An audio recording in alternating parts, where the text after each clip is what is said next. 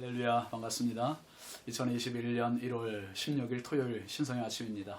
오늘도 주님의 평강 여러분과 함께 하시길 주의 이름으로 축원드립니다. 한 주간 또 수고 많으셨습니다. 오늘 함께 할 찬송은 151장입니다. 만왕의 왕 내 주께서 왜 고쳐 당했나, 이 벌레 같은 날 위에 그 보혈 흘렸네.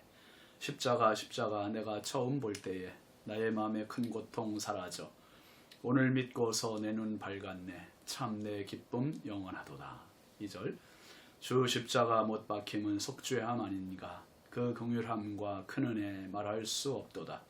십자가 내가 처음 볼 때에 나의 마음의 큰 고통 사라져 오늘 믿고서 내 눈 밝았네. 참 내 기쁨 영원하도다. 3절 늘 울어도 그 큰 은혜 다 갚을 수 없네. 나 주님께 몸 바쳐서 주의 일 힘쓰리.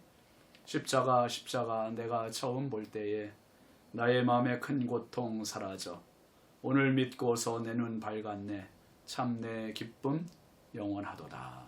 아멘. 주님의 십자가가 참 우리의 눈을 밝게 했고 우리의 참 기쁨을 주셨습니다. 오늘 함께할 하나님 말씀은 사무엘하 17장 21절부터 23절입니다. 그들이 간 후에 두 사람이 우물에서 올라와서 다윗 왕에게 가서 다윗 왕에게 말하여 이르되, 당신들은 일어나 빨리 물을 건너가소서. 아히도벨이 당신들을 해하려고 이러이러하게 계략을 세웠나이다. 다윗이 일어나 모든 백성과 함께 요단을 건널세. 새벽까지 한 사람도 요단을 건너지 못한 자가 없었더라. 아히도벨이 자기 계략이 시행되지 못함을 보고 나귀의 안장을 지우고 일어나 고향으로 돌아가 자기 집에 이르러 집을 정리하고 스스로 목매어 죽음에 그의 조상의 묘에 장사되니라. 아멘. 오늘 말씀 제목은 갈림길입니다. 갈림길. 여러분, 우리의 삶을 이렇게 쭉 반추해 보면 참 죽을 위기에서도 살았던 시간이 있지 않습니까? 어떤 사람은 죽을 위기에서 사는 사람도 있고요. 어떤 사람은 너무나 허무하게 또 세상을 떠나게 되는 그런 경우도 있습니다. 그래서 우리의 삶의 자리가요, 매일매일이 사실은 생과 사의 갈림길에 서 있는 겁니다. 생과 사의 갈림길. 지금 우리가 생명의 자리, 이 자리에 서 있는 게 생명의 자리 아닙니까? 이 생명의 자리에 있다고 해서 언제까지 또 우리가 생명을 유지할 수 있는 것도 아니에요. 언제 또 죽음이 엄습할지 모르는 그러한 삶을 살고 있습니다. 날마다 시시각각으로 닥쳐오는 어려움 가운데에서, 그래서 하나님의 은혜가 절대적으로 필요한 겁니다. 오늘도 그 은혜로 승리하시기 바랍니다. 여러분, 특별히 이스라엘 백성들이 애굽에서 430년 노예 생활을 하고 이제 출애굽을 하잖아요. 그 출애굽을 하기 직전에 10가지 재앙 중에 마지막 재앙이 바로 이스라엘과 애굽 사이에는 너무나 극명한 대조를 이루는 그러한 재앙이었습니다. 이스라엘에게는 그 재앙이 생명의 그 신호였고 새 출발과 새 희망의 신호탄이었습니다. 그런데 애굽 사람들에게는 그 10번째 마지막 재앙이 죽음의 재앙이죠. 통곡의 재앙이죠. 완전히 멸망의 그러한 신호였습니다. 그래서 그 10번째 재앙 장자의 죽음은 분수령이에요. 애굽에게는 멸망으로 가는, 이스라엘에게는 새 출발과 새 생명으로, 새 희망으로 달려가는 그런 분수령, 갈림길이 된 것이죠. 후세가 지금 보낸 두 아들 요나단과 아히마아스가 한 여인의 극적인 도움으로 이제 우물에 숨고 그 위에 또 덮고 거기에 치은 곡식을 널고, 그래서 뒤따라온 청년이 알아보지 못하도록, 그래서 그들을 따돌리게 되고, 그리고 요나단과 아히마아스가 후세의 심부름을 받아서 다윗에게 쏜살같이 달려갑니다. 다윗에게 달려가는데 이 다윗에게 달려가서 이제 요단강을 건너라고 말해요. 오늘 본문 21절 한번 같이 보세요. 그들이 간 후에 두 사람이 우물에서 올라와서 다윗 왕에게 가서 다윗 왕에게 말하여 이르되 당신들은 일어나 빨리 물을 건너가소서. 아히도벨이 당신들을 해하려고 이러이러하게 계략을 세웠나이다. 지금 요나단과 아히마아스가 긴급 대처를 요구하고 있습니다. 빨리 요단강 물을 건너라는 거예요. 아히도벨의 계략이 이러이러하게다. 그 아히도벨의 계략이 뭔지 알잖아요. 우리가 12,000명의 군사를 달라고 압살롬에게 요구했고요. 그 12,000명을 데리고 다윗을 뒤쫓아가겠다고 얘기했잖아요. 다윗이 지금 지친 상태예요. 피곤한 상태이기 때문에 우리가 지금 따라가면 잡을 수 있다. 그러면 다윗 한 명만 딱 집어서 죽이면 온 나라가 압살롬에게 돌아온다. 그 전략이었잖아요. 정확한 계략이었습니다. 그러니 아히도벨의 말대로 한다면 아마 지금이라도 지금 쫓아오고 있는지도 모른다. 그러니까 얼마나 다급한 상황입니까 지금. 그 다윗이 지금 빨리 피할 수 있는 길을 이 후세를 통해서 또 여종을 통해서 요나단과 또 아히마아스를 통해서 다윗에게 전갈이 온 겁니다. 그러자 22절 보면 다윗이 일어나 모든 백성과 함께 요단을 건널새 새벽까지 한 사람도 요단을 건너지 못한 자가 없었더라. 지금 여러분 다윗이 얼마나 다급한지 보여주는 대목 아닙니까? 함께하는 모든 백성과 요단을 건너는데 어떻게 건넜다 그랬습니까? 밤을 세워서 새벽까지 건넜대요. 밤을 세워서. 참 많은 군사들이 요단을 건너가는데 드디어 한 사람도 남지 않고 모두 다 요단을 건너가게 됩니다. 여러분 이스라엘의 역사 가운데 이스라엘 백성들이 물을 건넜던 경험이 2번 나옵니다. 잘 아시겠습니다만은 홍해를 도하했던 건넜던 장면이 한 번 나오고요. 또 한 번은 요단강을 건넜던 장면이 나옵니다. 이스라엘이 출애굽하고 모세의 인도를 받아 이 홍해 앞에서 딱 멈춰 선 거지요. 가장 먼저 그 가로막혔던 장벽이 홍해였습니다. 홍해. 근데 이 홍해는 전적인 하나님의 은혜로 그리고 모세의 지도력으로 모세의 지팡이를 내리자 그 홍해 바다가 갈라졌습니다. 그리고 60만 명이 넘는 장정만 60만 명 넘는 그 사람들이 그 홍해를 건너갔어요. 그리고 나서 이제 40년의 세월이 흐르고 모세가 죽고 여호수아가 지도자가 됐습니다.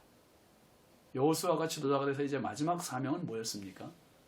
이제는 가나안 정복이에요. 가나안 정복. 그런데 여리고성을 바로 앞둔 가나안 정복에서 맞닥뜨린 게 바로 요단강입니다. 요단강이 넘실거리며 흐르고 있는 그때 요단강은 만수기였다고 했어요. 물이 언덕 위로 넘칠 정도로 굉장히 많은 물이 흐르고 있습니다. 그런데 이때는 여호수아가 지팡이를 쓴 게 아니에요. 어떻게 했습니까? 제사장들이 법궤를 메고 요단강의 믿음의 발걸음을 내디딜 때, 믿음으로 내디딜 때 그 강물의 좌우에 벽이 되고 멈췄고 그 사이로 건너갔습니다. 믿음의 발걸음이고 장정만 60만 명, 어른아이, 여성 다 합하면 200만 명 되는 그 수많은 인구가 요단강을 건너가는 이 2번의 경험이 바로 물을 건너는 사건입니다. 이제 다윗이 건너는 요단강, 오늘 이 요단강을 건너는 건 특별한 의미가 있습니다. 다윗에게는 지금 이렇게 건너가게 되면 영영 못 돌아올 수도 있는, 언제 다시 돌아오게 될지 모르는 그러한 발걸음으로 지금 갑니다. 사울의 추격을 받던 도피의 세월을 끝내고 이제 좀 한가롭게 안정적인 국정 운영에 신경만 쓸 그러한 상황에 아들의 반란으로 내쫓기게 된 거 아닙니까? 그리고 목숨을 부지하기 위해 지금 요단을 건너가고 있으니 다윗 왕의 마음이 얼마나 씁쓸하고 얼마나 충격이고 슬프겠습니까? 요단을 건너면서 내가 이 길을 다시 올 수 있을까? 여러분 이게 인생입니다. 걸음을 인도하시는 분은 하나님이세요. 항상 내가 다시 어떻게 살아갈 수 있을까? 그런데 지나고 보니 하나님의 은혜로 지금까지 살아오셨잖아요. 앞으로도 그 은혜가 끊이지 않을 것입니다. 여러분 다윗이 정말 힘겹게 요단강을 지금 건너갔습니다. 그런데 다행스럽게도 이 다윗과 그 군사들이 한 명도 남김없이 요단강을 다 건너갔대요. 다. 요단강 건너는 이 도하 사건 때문에 결국은 다윗과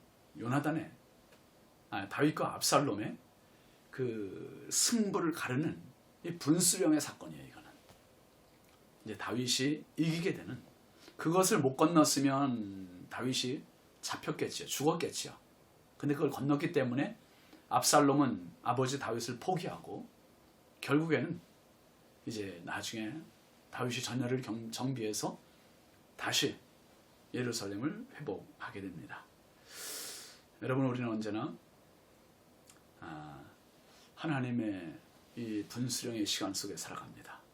오늘도 하나님의 은혜 안에서 우리가 살아가는 거지요. 요단강을 건너 가야 할 때가 있고 건너지 말아야 할 때가 있고, 하나님께서 건너게 하실 때는 과감하게 신속하게 그 강을 건너야 되는 거예요. 특별히 여러분, 이제 이 소식을 이제 누가 듣습니까? 이 계략가인 모사인 아히도벨이 듣는 겁니다. 아히도벨이 이 소식을 듣고 어떻게 됐어요? 23절 한번 보세요. 아히도벨이 자기 계략이 시행되지 못함을 보고 나귀의 안장을 지우고 일어나 고향으로 돌아가 자기 집에 이르러 집을 정리하고 스스로 목매어 죽음에 그의 조상의 묘에 장사되니라. 자기 계략이 후세의 계략에 밀려 시행되지 못함을 보고 그 수치, 그 자존심의 손상, 앞으로 전개될 압살롬 정권의 패배, 이런 거 다 직감한 거죠. 그리고 스스로 목숨을 끊습니다. 인생의 승패 그리고 생사를 가르시는 분은 하나님이세요. 하나님. 언제나 우리는 갈림길에 섭니다. 마치 도로 위에 보면 표지판, 도로 표지판들 있잖아요. 그게 갈림길을 알려주는 표지판, 또 내비게이션을 바라보는 그런 입장에 우리가 날마다 서 있습니다. 2000년 전 예수님의 십자가, 골고다 언덕에서 십자가에서 흘리신 피, 그게 영원한 분수령이 되는 겁니다. 십자가에서 흘려진 피가 흘러 내려가서 영혼을 적시는 인생이 있고, 흘러갔음에도 불구하고 영혼을 적시지 못하고 영원히 메마른 인생으로 살아가는 불행한 사람도 있습니다. 그래서 십자가는 늘 우리의 인생의 영원한 생사의 갈림길의 분수령이요, 갈림길입니다. 오늘도 우리가 십자가를 바라보아야 할 이유, 십자가를 의지해야 할 이유, 십자가를 끌어안고 살아야 할 이유가 여기에 있습니다. 갈림길에 설 때마다 주님 십자가 붙들고 생명의 길로 치우치는 축복의 삶이 되시기를 주의 이름으로 축원합니다. 기도합시다. 거룩하신 아버지 하나님, 주의 은혜와 사랑을 감사합니다. 지금까지 살아온 것이 주님의 은혜였습니다. 하루하루 순간순간 수많은 갈림길 분수령에 설 때마다 주께서 저희들의 발걸음을 여기까지 인도하셨습니다. 하나님, 다윗이 요나단과 아히마아스의 연락을 받지 못했더라면 그 지치고 피곤한 몸 이끌고 요단강 못 건너고 그냥 쓰러져서 잘 수도 있었을 텐데, 힘을 다해 밤새도록 새벽까지 그 강을 건너고 그와 그의 모든 식솔들이, 군사들이 다 살 수 있었습니다. 하나님, 오늘 우리 앞에 있는 이 버거운 문제가 있습니까?